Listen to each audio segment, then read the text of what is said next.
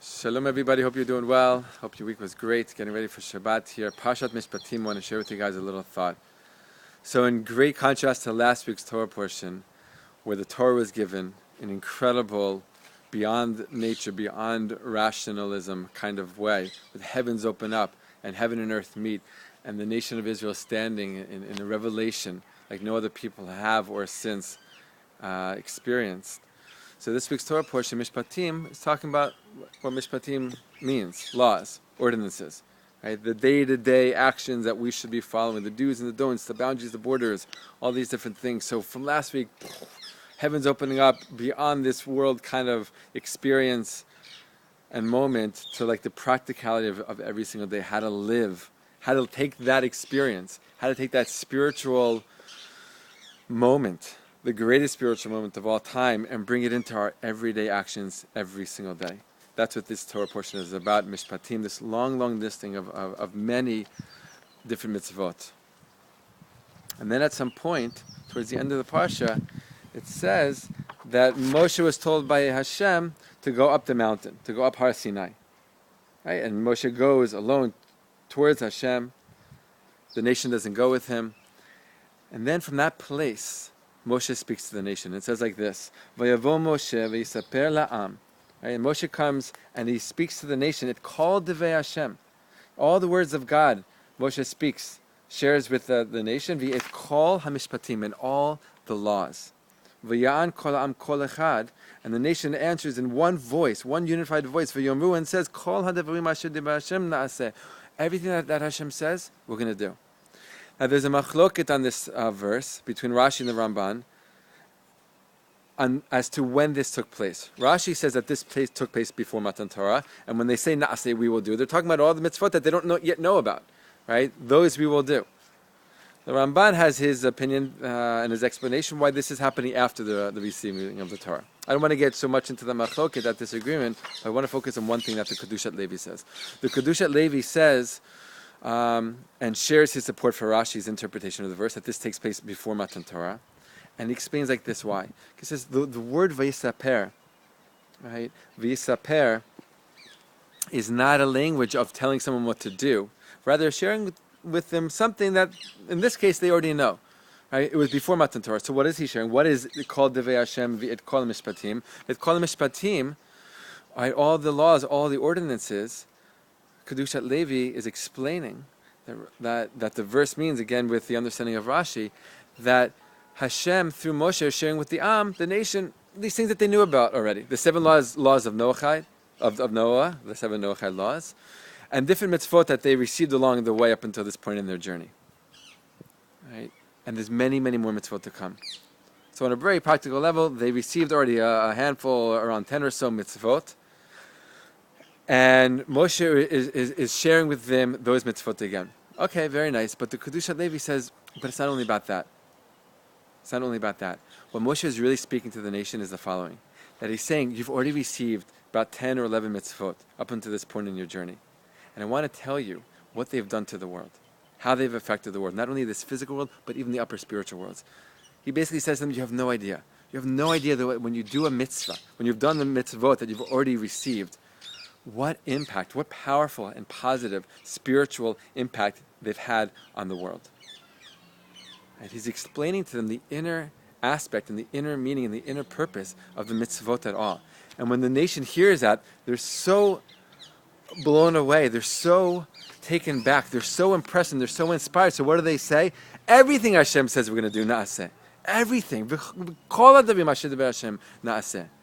Right? The Kedushat Levi explains that what Am Yisrael is saying back to Moshe, when they hear this explanation of the mitzvot, says, we want more. Give us more. And whatever mitzvot Hashem gives us, na'aseh, we will do. Because we want to have an even greater impact, an even broader impact, an even more powerful and positive impact in this world. So with each mitzvah that we're told, na'aseh, we're going to tell you that we're going to do it before we even know what it is. We're going to do it because we now understand the purpose of them all. We understand why we're getting them in the first place. So it doesn't matter what the mitzvah is, right? And we know that eventually they'll number 613. We want to do them. We want to receive them before we even hear the details of what they are, because we want to be part of this kind of influence and this kind of impact in the world. It's an incredible, very, very powerful thing, right? To kind of add support to that, and add a second and final teaching connected to this week's Torah portion related to this. Before this point, a little bit in the Parsha, it says, after again this long listing of all these different and diverse mitzvot that have to do with relationships between people and the relationships between Jews in the land of Israel and all kinds of other things, it says like this in the 6th Aliyah. It says, Hinei anochi sholech malach lefanecha.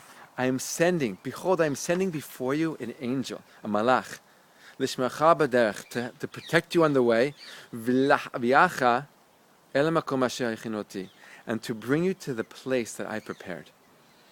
Right? So it's basically it's going to another part of the story of the Jewish people, that an angel is going to guide them from here on out, eventually going to the land of Israel. But that's on the Parshat level. Right? On a deeper level, I think we can understand it like this. After this long listing of all the mitzvot, and taking what we just learned, right, the inner aspect of the mitzvot that Moshe shared with the nation, right, again, before they actually received the Torah, I think we can understand this verse as follows. Hinei anochi sholech malach lefanecha. I'm sending before you an angel, but what is the malach, or how can we possibly understand this idea of a malach here in this context? The malach is a mashal, is a metaphor for the mitzvot. I'm sending before you mitzvot. I'm giving to you mitzvot. The mitzvot will be like a messenger, like a malach, like someone who will milavei otcha, like accompany you along the way. Right?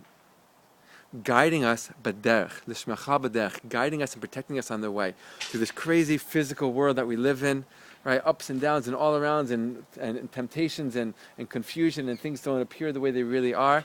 I'm giving you the mitzvot to guide you, to bring clarity into your life, to bring understanding and wisdom into your life, right? And these mitzvot, right, will protect you.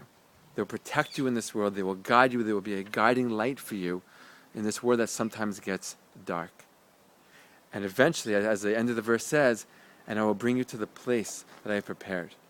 That these mitzvot are not just stam. They're not just like, okay, do this, do that, and I'm not going to tell you why, and there's really no purpose to it. I just want you to listen to my voice. Right? There's a deeper meaning, there's a deeper purpose, there's an intended purpose. There is a goal, there's a place that we're supposed to get to all of the keeping and connecting and performance of the mitzvot. And this place, I think we can understand, is a consciousness. It's a state of mind.